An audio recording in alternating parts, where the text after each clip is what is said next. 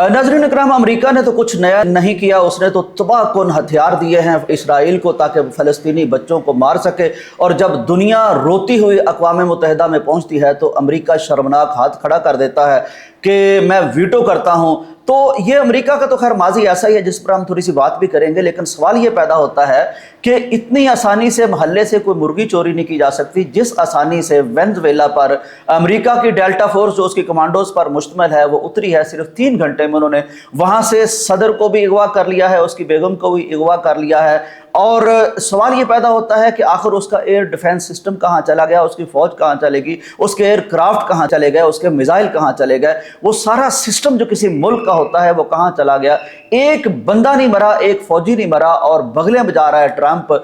और वो उनको लाया गया है न्यूयॉर्क में और उन पर चार्ज शीट लगा दी गई है।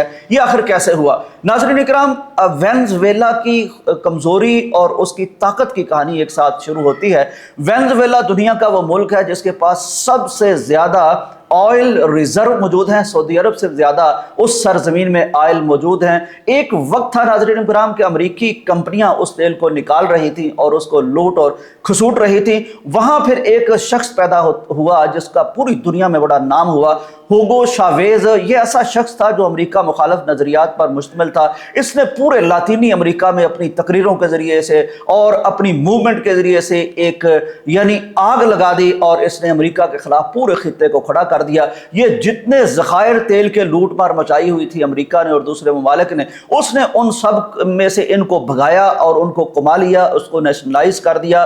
और फिर इस कदर यानी वहाँ पैसा हासिल हुआ, उस सारे से मुल्क तरक्की करनी शुरू हो गई। और जब ये अमेरिका को ये यानी कि एक ऐसा तसादुम पहुंचा और एक ऐसी ज़िक पहुंची इसे, अमेरिका ने बड़ी कोशिश की कि हुगो शावेज की हुकूमत का तख्ता उलट दिया जाए, बिल्कुल उसी तरह जैसे अरब बहार में इसने किया है, बिल्कुल इसी तरह जिस तरह ये बाकी ममालिक में करता है कि उनमें रजीम चेंज करता है, उसने कोशिश की। लेकिन ये इतना मकबूल लीडर था कि जब भी ये अमेरिका कोशिश करता था तो लोग सड़कों पर निकल आते थे। चुनांचे ये नाकाम रहा, जितनी भी कोशिश करनी थी की, लेकिन हुगो शावेज को हटाने में नाकाम रहा। बिलाखिर जब वो कैंसर से फौत हुआ तो उसके बाद ये जो मौजूदा सदर है निकोलस मादुरो, ये आता है। जब ये नाज़रीन इकराम आता है तो रिगिंग की बात की जाती है और वोट हथियाने की बात की जाती है। बरल 2-3 दफा ये जीता रहा, हर दफा इल्जाम लगता रहा, यहां तक कि आधी दुनिया ने तकरीबन इससे दूरी इख्तियार कर ली और कहा कि आपके यहाँ जमहूरियत नहीं है। उधर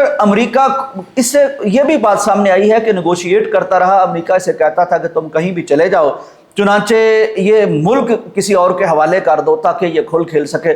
नाज़रीन इकराम, ये थी अंदर की पूरी कहानी। लेकिन अब होता यह है कि जब इतना रिच मुल्क, दुनिया का सबसे ज़्यादा तेल का ज़ख़ीरा रखने वाला मुल्क, वो अपने अवाम के साथ अलाइन नहीं रह सकता और वहाँ रिगिंग होती है और वहाँ जमहूरियत के नाम पर कब्ज़ा किया जाता है, तो फिर जाहिर है वो सूरत बनती है कि कौम उस तरह से साथ नहीं रह सकती।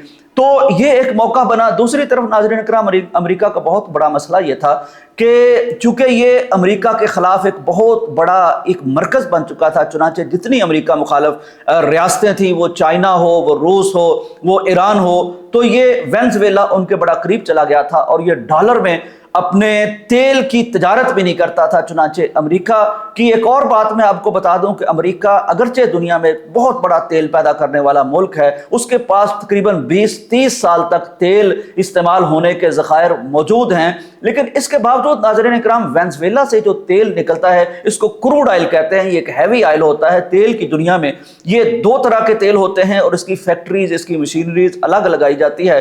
तो अमेरिका में जो फैक्ट्रियां मौजूद हैं, जो मशीनरी मौजूद है, वो क्रूड ऑयल को रिफाइन करने के लिए ज्यादा बेहतर हैं। चुनांचे एक तो ये अमेरिका के खिलाफ हुगो शावेज के दौर से ही मरकज बन चुका था। दूसरा, यहाँ बहुत बड़ी इन्वेस्टमेंट कर रहा था चाइना और रूस के बड़े इंटरेस्ट थे। चुनांचे ये सदर ट्रंप जो इस वक्त जाहिर है अमेरिकी मईशत बड़ी कमजोर है और उन्होंने वॉइस ऑफ अमेरिका तक बंद कर दिया है, उन्होंने नासा को बंद कर दिया है, बड़े बड़े इदारे बंद कर दिए हैं। लूट खसूट सरेआम ट्रंप कर रहा है। चुनांचे कई ममालिक को वो धमकी देता रहता है। चुनांचे उन्होंने एक तवील अरसे से जो सिलसिला चाह रहे थे यहाँ रजीम चेंज करने का, अमरीकी मफादात का, लूट खसूट का, हुगो शावेज की मकबूलियत, अवाम में उसकी मोहब्बत, ये इसके आड़े आती थी और कभी ये नहीं कर सका था। चुनांचे अब अमेरिका को ये जब मौका मिला तो उसमें अहम तरीन सबक ये है कि इसका कुछ एयर डिफेंस सिस्टम वो अमेरिका से लिया गया था। बहुत ज़्यादा खैर उन्होंने कोशिश नहीं की थी, रशिया और चाइना के ताउन से कुछ ना कुछ किया था, लेकिन अमेरिका का आपको पता है जहां भी ये टेक्नोलॉजी देता है। आपने कतर में देखा है कि जब इसराइल ने हमला करना था तो सारा एयर डिफेंस उन्होंने ये जाम कर दिया था। यहां भी कुछ तरह का सिलसिला हुआ, कुछ अंदर से इनको गद्दार भी मिल गए हैं। और जब अपनी कौम का यानी हुक्मरानों पर एतमाद ना हो, कौम यकसू ना हो, यकजुट ना हो, यकमुश्त ना हो, तो फिर ऐसे गद्दार भी इनको मिल जाते हैं। और फिर ये इतनी जुर्रत भी कर सकते हैं जो जुर्रत होगो शावेज के दौर पे नहीं की जा सकी थी।